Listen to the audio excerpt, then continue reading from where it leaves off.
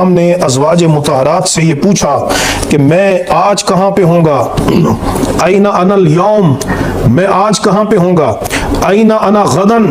میں کل کہاں پر ہوں گا. تو ازواج مطہرات سمجھ گئیں کہ حضور صلی اللہ علیہ وسلم حضرت عائشہ صدیقہ رضی اللہ تعالی عنہا کی باری کا انتظار کر رہے. پھر سرکار دو عالم علیہ السلام کی خدمت میں ازواج مطہرات نے یہ عرض کی کہ آپ حضرت عائشہ صدیقہ کے پاس اپنے آخری ایام گزاریں. تو حضرت عائشہ صدیقہ فرماتی ہیں فلما کان یومی قبضہ اللہ بین سحری و نحری و دفن فی بیتی،